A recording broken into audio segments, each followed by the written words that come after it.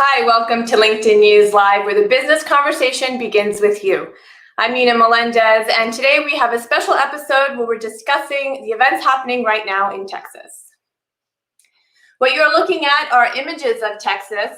The state is currently under a state of emergency after days of record-breaking cold temperatures. Hundreds of thousands woke up this morning to the fifth day of rolling blackouts, and millions still don't have access to heat and clean running water. So how and why did it get so bad?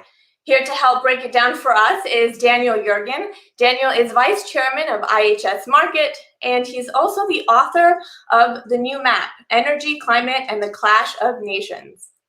Dan, welcome to the show. Glad to be with you. Dan, I want to start because Texas has a unique power grid system. Can you explain a little bit about how it gets its energy sources? Well, Texas is different from the rest of the country in that it has its own electric power system that's not really connected with the rest of the country. In terms of where its energy comes from, number one source for electricity has been natural gas, almost half. Wind is about a quarter, which is a big increase from a decade ago when it was just 8%. So that's how it is normally when you're not having weather like they've just had in Texas. So conceivably then, if, say, one source of energy fails, like the coal, they're not able to access its coal reserves, or the renewable energy fails, they can complement each other, but that's not what happened in this case. Can you explain that to us? Sure. What happened is it was really interconnected. Everything went down. The Texas electricity system is really set up to deal with 100-degree weather in the summer for several days, and not for single-digit weather for several days in the winter. And so what happened is that really demand was shooting through the roof, much higher than had been planned for, even in an extreme situation. And at the same time, kind of all the electricity sources, to one degree or another, went kaput because basically the real villain here was ice, which froze up. So in a weird way, it was kind of like the perfect storm. Well, I think this is one case, Nina, where the term perfect storm really does make sense, because that's exactly what happened. Because, for instance, I mean, you ran the wind turbines couldn't run because there was ice on the blades, and if they ran them, they were out of balance and they would not work. So they had to be shut down. And then it turns out that the natural gas wells many of them run on electricity. So as electricity got disrupted and they were taken off the system, they couldn't send gas. So you didn't have gas that was going to the generating plants to generate the electricity. So it was like a vicious circle happened during those very cold days, which just exceeded anything that had been planned for. So why does Texas do it this way? Why are they off the national grid? Well, that's just a decision that Texas said, well, we'll do it ourselves, and we're a big state.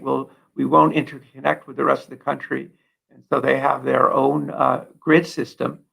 They can get a little bit of power elsewhere, but not much. And so, they'll probably, I think is also because they didn't want to be regulated by the federal government.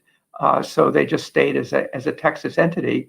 And most of the time it works, but it certainly didn't work today or this week. And they had a similar episode in 2011 where cold weather came and led to the same kind of disruption, although not on this scale.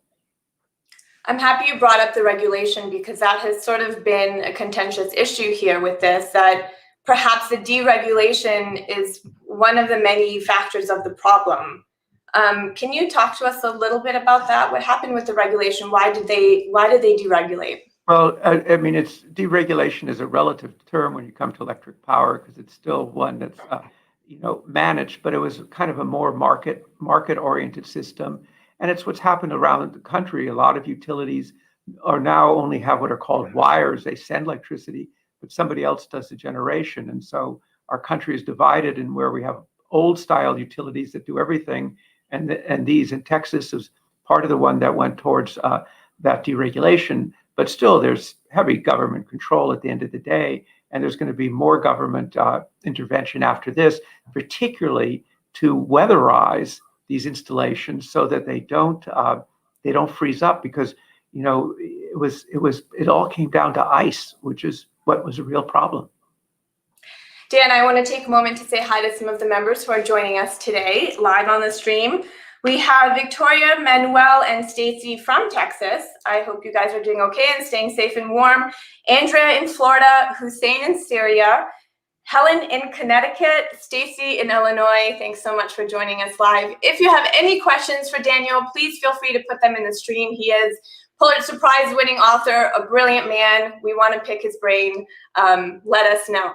So Daniel, that kind of brings me to my next question. You mentioned the ice. I think of Massachusetts, which is what I call my home state. What if we have the polar opposite happening there? So for example, instead of ice in Massachusetts, which they're used to and prepared for, what if they have heat waves that that causes everyone to now start putting on their ACs, air conditioning on, and does the same, just opposite? How can we prevent across the country something like this from happening again, from Texas to Maine to Massachusetts and California? Well, Massachusetts has actually had problems in the winter too. It had a polar vortex a few years ago, and where on the one hand it needed liquefied natural gas, which comes by ship that couldn't be landed, and it has inadequate pipeline capacity to bring in natural gas from other parts of the country. So Massachusetts has suffered for it too. So I think the message here is you have to build resilience into these systems. You need flexibility in these systems, and you need to think about worst cases, and in some cases, think about even beyond the worst case. That actually brings me to a question from Ned in the comments. He said that he used to work in the Alberta oil patch where the temperatures regularly fell to -20s. So the question is, why did the Texas oil and gas infrastructure have trouble with the conditions that were arguably milder than that? Do you have an answer for that? Well, certainly, yeah. Alberta, Canada, northern part of the United States, things keep working because they, in a sense, put in insulation or weatherization to assure that there's heat or de-icing and so forth that you typically didn't do in Houston or in Texas, really, because it just seemed that this kind of weather wasn't something that was going to hit Texas. And yet there have been a number of episodes since 1983, about 8 of them that I could count, when there's been cold weather that has shocked the system.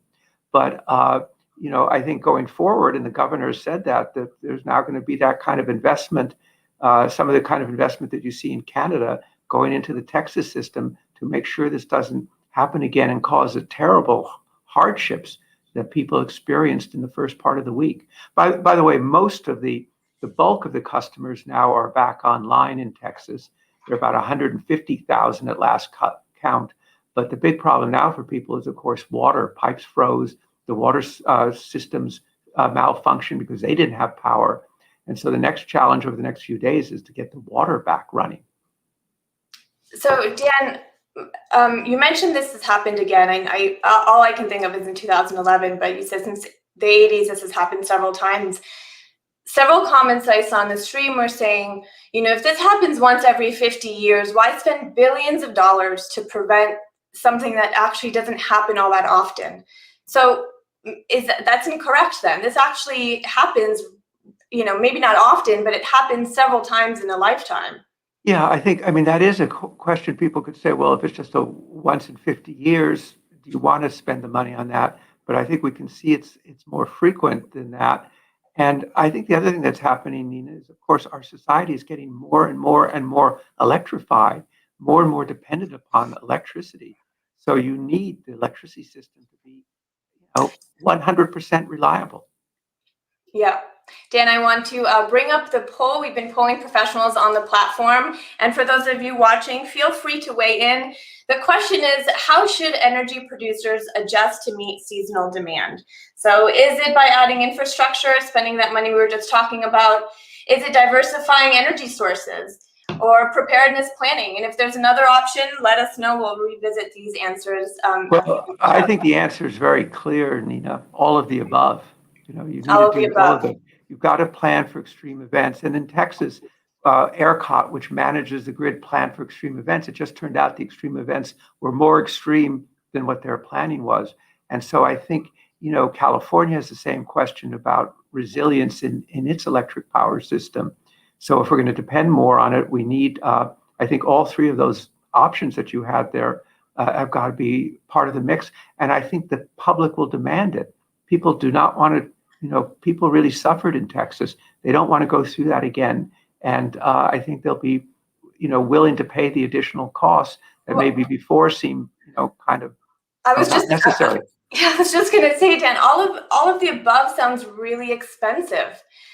Uh, will people Well, want to shell out the extra money for this? Well, it would be reflected, but the cost of the kind of breakdown they've had is much more. I'm not sure if it's really expensive, but it is more money, and it has to go into the rate base. And there's a tendency, to say, well, we want to keep utility prices really low, but I think they're going to have to be a little bit higher to put money into it and spread it out across the system, and to look at the interconnections. That one thing it was really a systemic failure, and it came very close within minutes of actually the whole grid going down if they hadn't really started, as they say, shedding load, which means reducing power or running rolling blackouts and so forth, and actually just cutting power. And if the system had gone down, it could have taken months to repair it. It would have been a much bigger disaster. So there's also this idea going around that the renewable energy is sort of the problem. And you mentioned earlier the icicles forming on the wind turbines. Is that a correct assessment that in fact, maybe the diversification of Texas's energy sources is why, especially renewables is why this happened? What's your take? I think some people want to say it was renewables, some people want to say it was natural gas. I go back to where we started. The problem was ice, and that was a problem for the wind turbines, and it was a problem for the gas wells for both of them. So I think people will debate what the balance was, but the system needs to be weatherized and have that resilience that you've been talking about. Clearly, Texas has moved to a much larger role for wind. California is wind and solar as well. And the problem with wind and solar is that they're intermittent. But if there was heating there, if like you're the person who worked in Alberta, if they'd done that on the wind turbines like they do in Canada, you wouldn't necessarily have seen this problem. So it was really a system issue. And I think, as you say, I think the villain is ice. Question for you. What about nuclear? So we've talked about renewable and coal. What about nuclear? Is that an option? Well, Texas has nuclear power plants, and it has two, and I think one of them also went down and wasn't operating. What nuclear does give you in general, what's called base load, that it will operate all the time.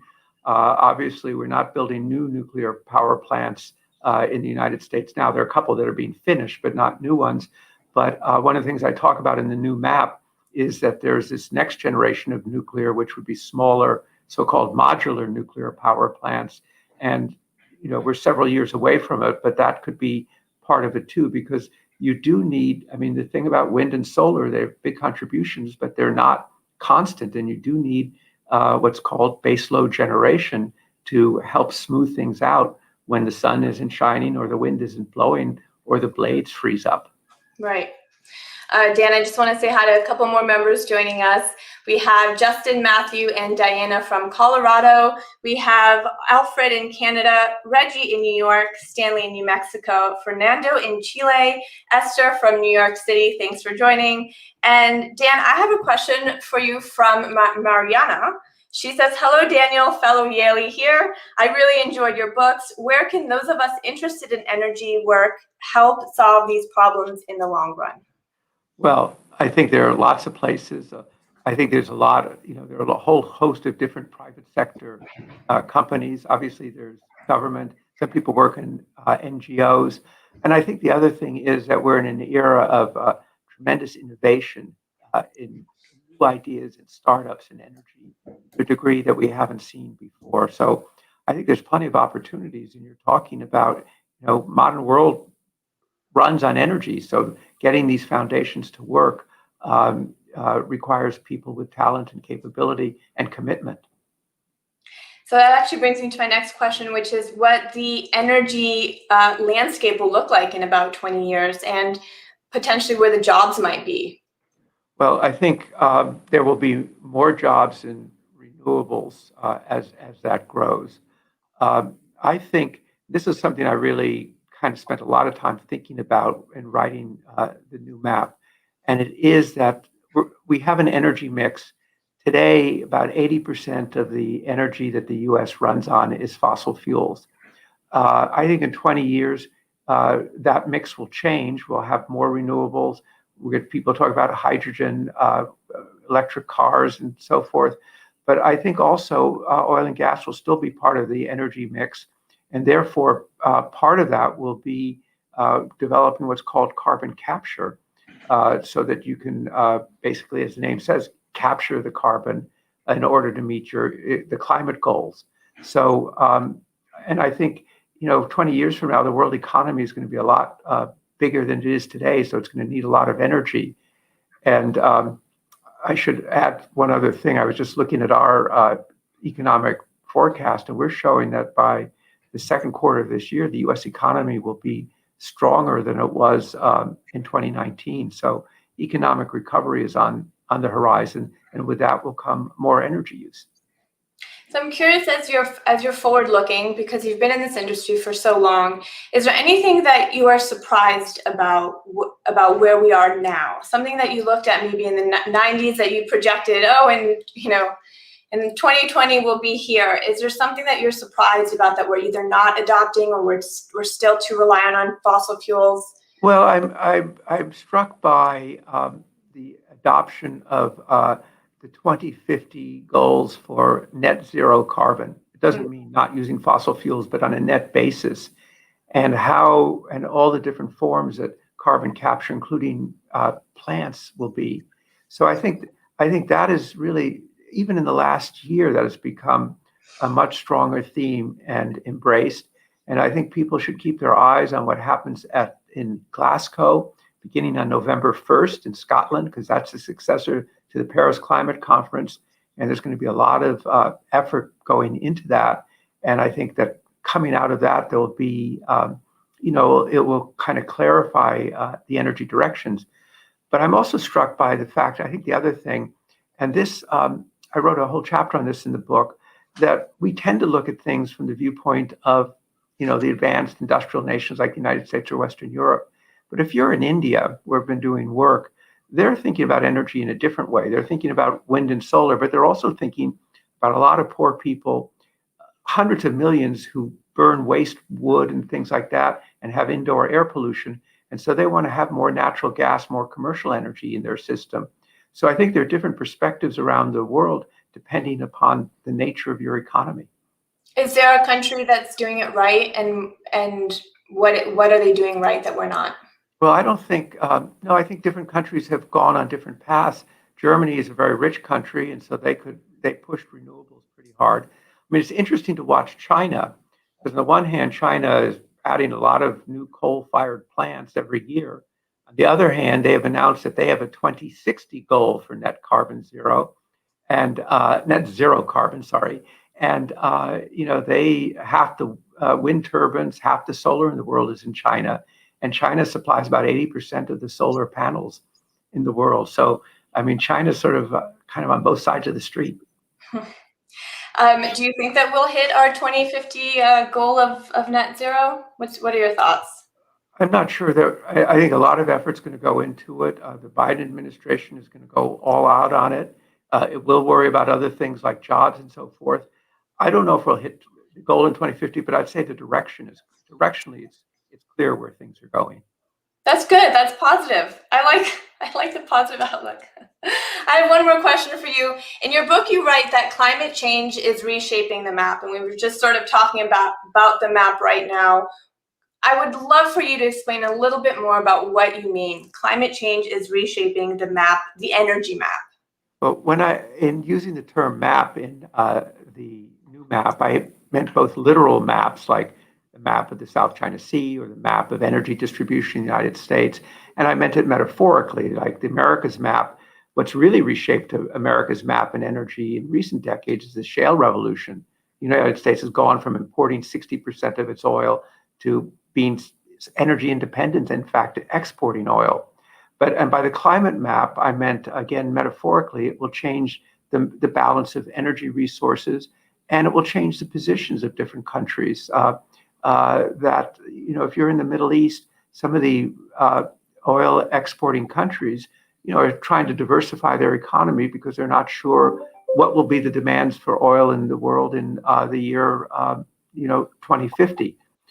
They know there'll be demand for it, they're just not sure. So I think the map of energy is also the map of political power. It's the map of flows of money, all of those things together. So it is a kind of, it's really changing the mental maps over the decades to come. Dan, I actually have one last question for you before we go. What is it that you want people to walk away with? Bringing it back to Texas and thinking about what's happening there. What do you want the country to walk away with after a crisis like this? I think that I would like, energy security has been such a big issue for decades. Now that we're energy independent, we sort of have forgotten about it. But I think we have to keep in mind what you had in your survey there, the importance of resilience, of backup, of ability to recover quickly and to prepare, because we're so dependent upon these systems. If that crisis had gone on another few minutes in Texas, that system could have been down for months, and we just can't allow that to happen.